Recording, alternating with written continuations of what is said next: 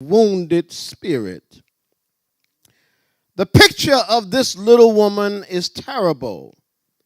She was badly crippled up, bent at the waist, shuffling steps, ill-fitting clothes. And this woman was depressed in spirit. Everything she did was hosted by difficulty. Keeping her home was difficult. Walking was difficult. Sleeping was difficult. And I have a feeling that it was over a period of time that her back was bent and deformed. And it was a gradual deterioration that came on her. It is similar to the experiences that many of us have here today. It was not suddenly that this thing took place, but it was over a period of time, and suddenly she woke up one day and discovered that her life would never be the same again.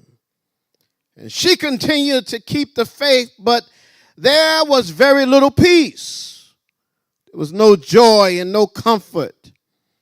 It had been so long since she had really just been able to feel the liberty of life and worship.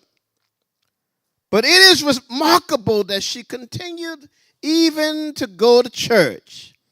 Even in that situation, even in her crippling situation, she found herself coming to the house of God. She had no excuses, but she said, I must make it to church. It had been a very long time for her to really grasp what it was to be comfortable.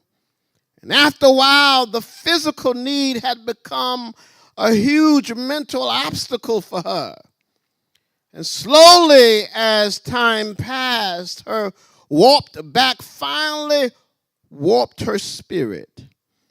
And that is what Dr. Luke was pointing out to us when he writes that she had a spirit of infirmity. In various translations, as we read the different interpretations of the Bible, some interpretation says that she had a sickness caused by her spirit. Another one said had suffered from a weakening spirit. Another said had suffered under some influence that disabled her. Another said that she was possessed by a spirit that had crippled her. Another said suffered weakness from an evil spirit.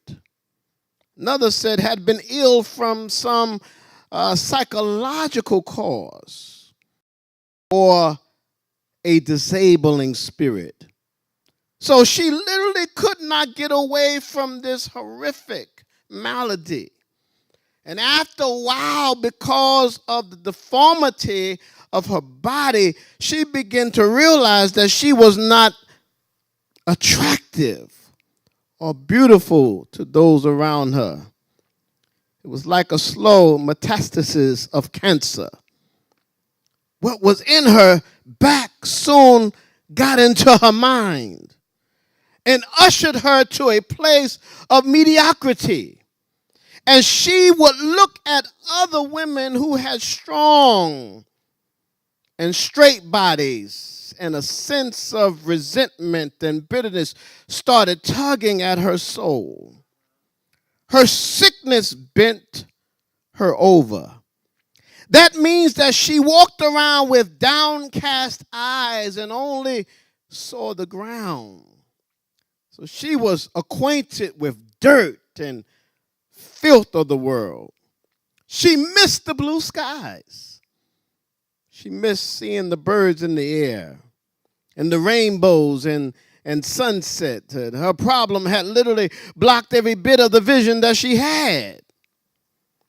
And we all have met a lot of people in life who have a spirit of infirmity. They have allowed some handicap or setback get into their minds in such a way that it has made them bitter and complaining and self-centered. You find people like that. And as time has passed, they have allowed the incentives of life to no longer motivate them. They have sunk into depression and have become cynical. And when you talk to them, they have become critical, they have become pessimistic, they have become unhappy. Every time you talk to them, it's something negative coming out of their mouth. Always complaining, never having anything positive to say. And every area of their life has been affected by the spirit of infirmity. Personal wars go on inside of people because of events that took place years ago. People fighting things that happened years ago. Emotional traumas that happened years ago are wilting them down now. Relationships are poisoned by their need to be in control. Fear ushered them to the place that they try to control and manipulate simply in an effort to survive. Bad decisions take place because they are so desperate to get fixed. Just like the woman in John 4:16-18, it says, Jesus saith unto her, Go call thy husband and come hither. The woman answered and said, I have no husband. And Jesus said unto her, Thou hast well said, I have no husband. For thou hast had 5 husbands, and he whom thou now hast is not thy husband. And that saith thou truly. What you have to understand is that the spirit of infirmity that has settled in the mind can create the pressure of making bad decisions in relationships. Healing can never come to a desperate person rummaging through other people's lives. And you cannot use other people like a drug to numb the pain of the dull aching of an inner emptiness. And the more you suppress the symptoms, the less of a chance that God will have to heal you. Their bent back may be a physical handicap or something deeper that cannot be seen. I have no doubt that if we were all able to put on some sort of spiritual vision goggles, like the night vision goggles used by our soldiers, and could really see, we might be appalled at what is around us.